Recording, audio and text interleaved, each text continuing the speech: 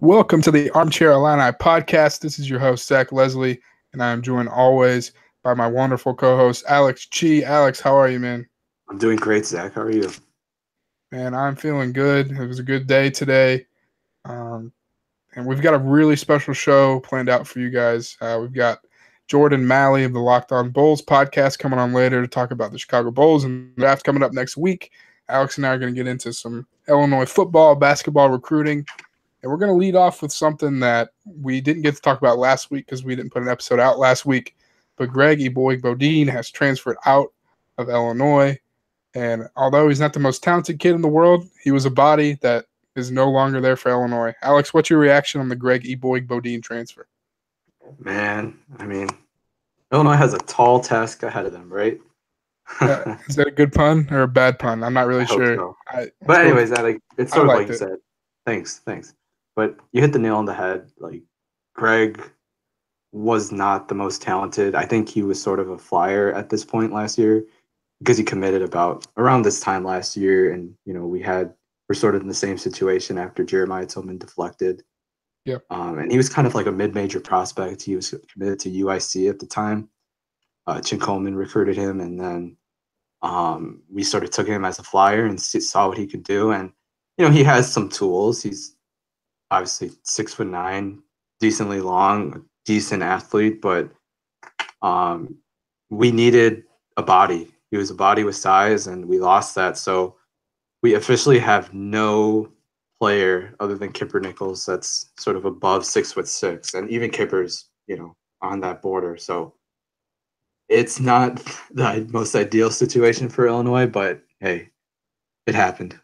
Yeah, I see a lot of people trying to make the comparison to the Golden State Warriors, Oh God, Villanova, and I see those things and I'm like, okay, that's cute, but Illinois doesn't have 4 All-Stars on their roster, and they don't have Jalen Brunson playing point guard. And Villanova is going to have 3 first-round picks probably. So it's like those comparisons aren't really fair, in my opinion, because we don't know how good Ayo Dosunmu is going to be. He's playing really well with the USA team right now. We know how good Trent Frazier can be. We know how crazy Kipper Nichols can be. Up and down, kind of sporadic. DeMonte Williams and Aaron Jordan through a whole season.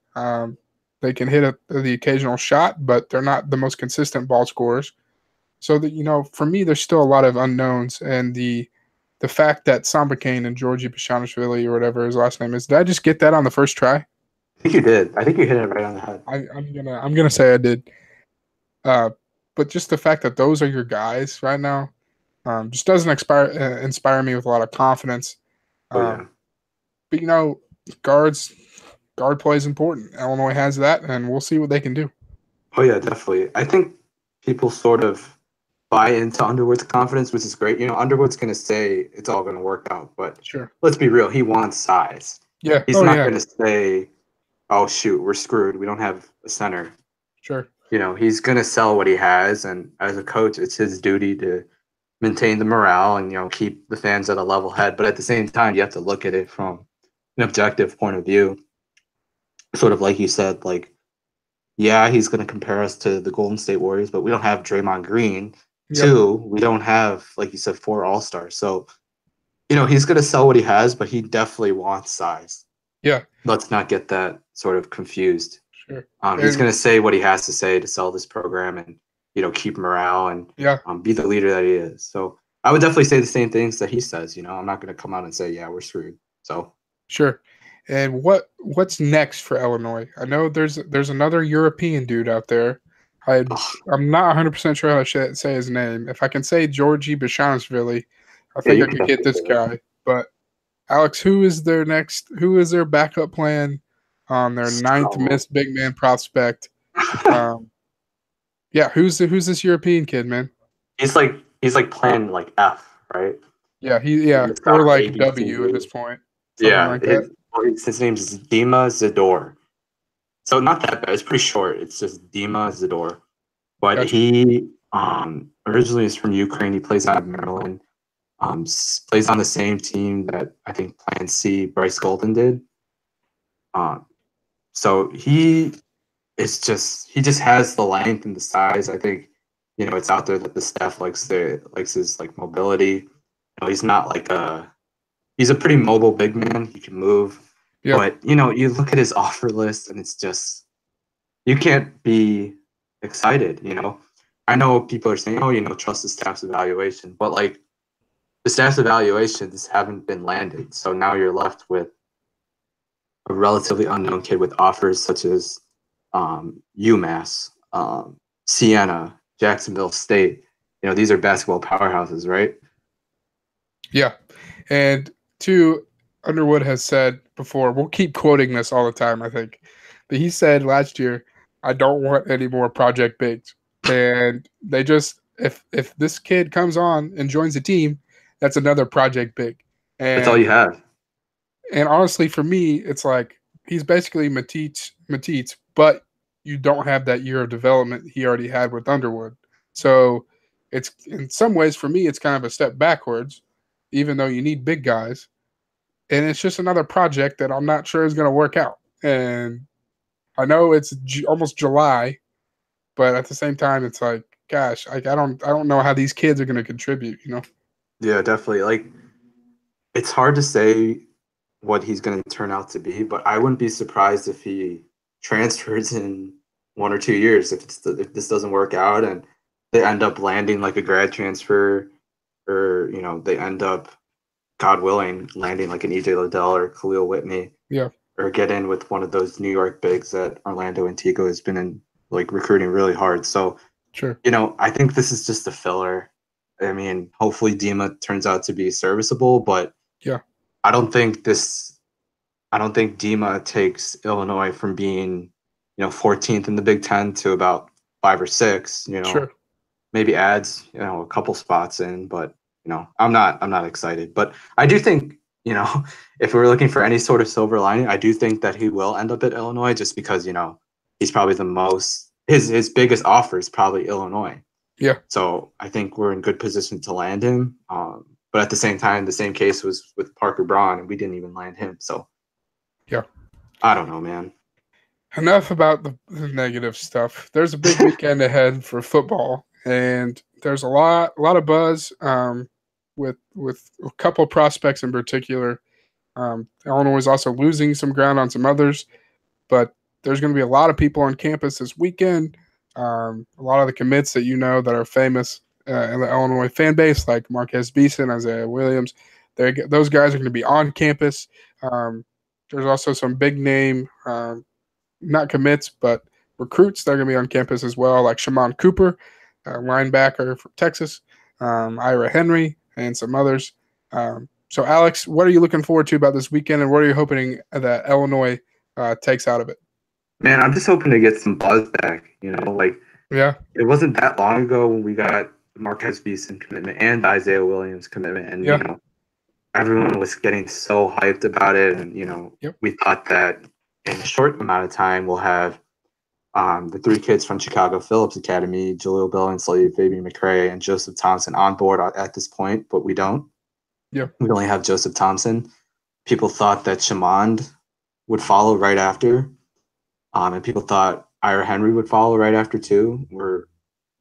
We don't have them yet. We got Bryce Childress, who's a great, great prospect. I love Bryce Childress yep, and what he can add to Illinois, but sure, you thought that you would have some more at this point, and you don't. And you've been considered the leader for some of these kids, like Fabian McCray, Shimon Cooper, Ira Henry, but how much more longer can you say this? So I think the staff needs to show a sense of urgency here, lock down a couple of these kids, not just one, a couple of these kids, along with some of the other kids that are here for the Friday Night Lights camp. sure, So here's to looking that, Lovie Smith hasn't been able to get out on the recruiting trail. yeah, But kids are coming to him now. Let's see how he does. Let's see how Hardy Nickerson does. Let's see how Gil Bird does. When these kids come to you, how can you sell this program?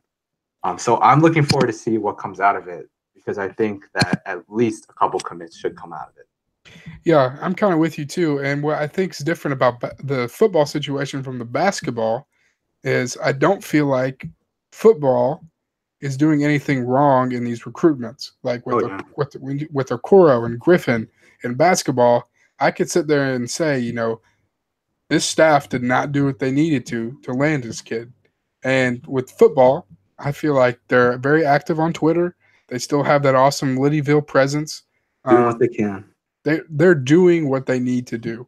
And at this point, this staff does need to close, but they've put themselves in good positions with pretty much all of these kids, honestly. And at this time in this year, when last year Illinois didn't have hardly any commits for their 2018 class, I like where we're at, and obviously I want to close, but also I just want to preach, um, the way this staff has recruited, and really praise them for what they've done to make Yeah, up for the mistakes of the 2017 and 2018 class. I definitely agree with you there, but at the same time, I would like to sort of counter that, saying that I think, again, there needs to be some sort of urgency, Yeah, especially with guys who aren't named Corey Patterson, Thad Ward, and Andrew Haystoker. yeah, Because looking at it, who in this class hasn't been brought in by, Corey, Thad, or Coach Stoker? So I think it's time for Coach Buckus to show his worth. It's time for Gil Bird to show his worth. I think it's time for Hardy Nickerson to land that signature linebacker recruit. mm-hmm. And this is a weekend to show that. Yep, So I think the problem with Hardy and Lovey, they're legends in their respective rights. But yep, you know, I think sort of sometimes the sell that they have, which is a great sell, amazing sell, they sort of let that speak for itself, and they kind of get sure. outworked by the likes of Minnesota with PJ Fleck, who's Gosh, I in hate your PJ face, Fleck. consistent. Yeah, I don't like PJ Fleck. But he's just constantly in your face, in your ear, selling what he has to sell. Northwestern, they're doing the same thing. Iowa State with Nathan Shieldhouse doing the exact same thing. They're in your ear consistently. And I think Hardy and Lovey, can get outworked just because they're NFL guys. They have an amazing sell. They're legends, and they kind of sit back. So I don't think, we're talking about Shaman Cooper. Obviously, I think we're the leader. Yeah, But at the same time, if you didn't have Corey Patterson, I do not think that Shaman would be coming.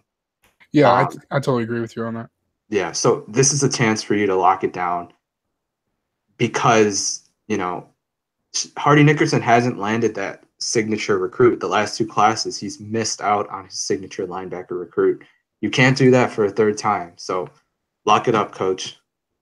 Yeah, I totally agree with you. And I think, too, some of those staff members are more valuable when those kids get on campus than getting kids to get on campus, if that Agreed. makes sense. So, like Gil Bird, he's way more valuable to this team when you bring in freshman defensive backs for him to work on. Like, As a that's teacher, his yeah. value. Yeah. And Thad Ward, Corey Patterson, Andrew Haystoker, their value is more off the field. Obviously, they're great coaches in their own right, but their value is on the recruiting trail, getting these kids to come to Illinois. And also, too, I think I totally agree with you on Lovey and Hardy. I think they feel like their sell speaks for itself, and they let those three guys we're talking about, Patterson, Stoker, and Ward, do the work for them. And that's not necessarily how it may be, but that's how it appears, I think. Mhm. And I'm totally with you. I think this the urgency needs to be there this weekend. Lock some Definitely. kids up, gain some ground where you've lost some. Show Jaleel Billingsley what he's missing out on. Go all out. Like really do whatever you can to get a couple commitments out of this weekend to get the momentum rolling in your favor again. Because when you had the momentum in early March or early April, whenever it was, that was insane. Like that was the most excited we've seen this fan base in a long time for either sport, honestly. And they just need to get a couple commitments to continue that. And there's some other recruits on campus this weekend that I think are important, like Ira Henry, Fabian McRae, some kids they may have lost some ground on that they can make up some ground on. Um, Alex, what do you think of the recruits that are going to be on campus, the depth, and who intrigues you the most? Well, I think Shaman Cooper, going back to him, just because he's such a huge position of need. He's a signature recruit. He's a top 300 player, and he's just an instant starter from day one. He's going to come on campus and be that starting linebacker under Hardy Nickerson. And he could be, one of those guys that plays every Sunday, you know? So Yeah, I think he's so important. Ira Henry has a huge ceiling as well. He's a really good recruit, and it seemed that we were the leader for him for a while. You Yeah. know, he sort of seemed like a sure thing behind Shamond and Isaiah Williams, but from what I'm hearing, we're not the leader anymore. You know, Mizzou has caught up a lot of ground. Oklahoma is pushing up a lot. And you know, the whole staff needs to push. It can't just be a Corey Patterson thing with Shamond and Ira. Yeah, you know, Corey is super, super tight with both those guys, you know. But, you know, if Ira and Shamond don't feel comfortable with the position coaches that they're going to be playing for, you know, they're not going to come. Yeah. So I think that Coach Buck just needs to prove his worth here, really hit it in with Ira and convince him to come on campus. So Shimon and Ira are two of the guys that I really am intrigued by. And Fabian McCray, same thing, you know. We've been saying we've been leading for this kid for a month, but we have to close. You know, Yep. Fabian's a kid that likes the attention. You know, he's piling up offers from a place like Minnesota. And if he goes there, man, that's Gosh, I already not hate good. Minnesota as it is. I didn't hate Minnesota before PJ Fleck, but now I just hate them. And They if suck. Fabian McCray goes to Minnesota, I will be livid. Like that is going to be one that draws the line for me because I felt like we were leading for him so much. You know, Werner and those guys had put in crystal balls for him, and Joseph Thompson flips his commitment to from Iowa State to Illinois. And I felt like Fabian McCray had a lot to do with that. And if he doesn't come to Illinois, I will be pissed off about it. That's just kind of how Definitely. I'm at. I know. Definitely. You have to close here. You know, he's the type of prospect that you have to close on. In-state kid, but he likes attention. He's getting a lot of attention from Minnesota and Iowa State. Yeah. So lock him down, please. And there's some kids on campus that you may not know about a whole ton about. You know, William Pritchard from Virginia. Illinois was his first Power 5 offer, but, you know, his recruitment has really taken off. He's got offers from Tennessee and Virginia Tech just offered. So that'll be tough to beat since he's from Virginia. And then you've got Dave Minot from Joliet, which is where I have some of my family. My dad grew up there. So that's pretty cool. But he's kind of a backup plan for an unfortunate uh, recruitment and Nick Broker. He committed to Ole Miss. And so it looks like Illinois is turning their attention to Minot. I don't know too much about him, but I know it hurts to miss on Broker. Always hurts to miss on talented linemen. It'll Especially never in-state. not hurt in state. You know, Yeah. I saw his on his announcement when he committed. He had the picture of the state of Illinois, and he's right in the middle, and you know that just kind of hurts. And it's another in-state kid that Illinois loses out on, which we've discussed before. You know, I'm okay with that as long as you're pulling good talent from out of state, and you know you're confident in the targets you have in state. So you know that's another tough miss. Hopefully, Buckus can prove his worth elsewhere with a guy like Minot. Alex, are there any under the radar prospects that you're looking forward to seeing on campus? Definitely. So there's one 3-star offensive lineman. His name is Joakim Price. He's 6'8", 315 pounds. I'm from Algonquin, Illinois, at Harry D. Jacobs Academy. Um, Obviously, from his measurements, he's a big guy. You know, 6'8", 315 pounds. He plays basketball. You know, he's got great feet. He has a lot of Power 5 offers, but he's been to Illinois a lot. He's been, I think, at least twice, according to Jeremy Warner, but he's taking his official this weekend. So I think it's a good opportunity to lock him up. He's a kind of a quiet kid, so he doesn't say much, but if he's been to Illinois this much, it's time to lock him down when he takes his official. Yeah. Another recruitment this was just announced on Twitter, Maurice Massey, a wide receiver from Missouri. He's a former Iowa State commit. Apparently, according to Jeremy Warner, he's been kind of flipping his recruitment a lot. You know, he like kind of decommitted from Iowa State, but didn't. But now he's officially decommitted, but he's really close with Corey Patterson. He's had some character issues, so, you know, he needs the right place to thrive, and that's what Corey Patterson is selling. Corey Patterson has this kid on speed dial, apparently, according to Jeremy. So I think if you can sell him that he can be close to home, you know, play for someone that he's comfortable with Corey Patterson, I think you can really have a good shot at this kid because he's a 4-star talent at a huge position of need in wide receiver. Because believe it or not, wide receiver is kind of a thin position. Yeah. You have Ricky Smalling, you have Mikey Dudek, who may or may not be a Healthy. full-time receiver because of his health issues. And if Carmani Green, who's a little bit of a question mark, and you recently got a JUCO commit from the wide receiver position in Dominic Stampley. But Maurice Massey is a 4-star type talent. So any talent in any regard is welcome for Illinois. And another kid is Keith Randolph. He's a kid from Belleville, Illinois. He played on the same basketball team as EJ Liddell, the basketball recruit. So, Yeah. Really interesting kids. I hope you can at least get 2 or 3 commits from this whole group. Yeah. And Jeremy Warner just tweeted out 3 minutes ago, as reported earlier, Texas slot Kyron Cumby is visiting Illini this weekend. His tweet was Illinois eyes emoji Liddyville, and his location says Chicago, so he must have just landed probably. So there's another kid on campus, Texas kid. You can assume that's probably a Andrew Hayes Stoker recruitment there. But yeah, I think there's some good buzz. There's also, for me, a lot of mixed feelings heading into this weekend because Illinois has lost some ground on some of these kids. But as we've seen with some, like Marquez Beeson, all it takes is one weekend. All it takes is something like this for these kids to want to sign on. And I think Illinois is in a great spot to close. They just got to do it. They just have to do it. Alex, any last thoughts about the football program this weekend?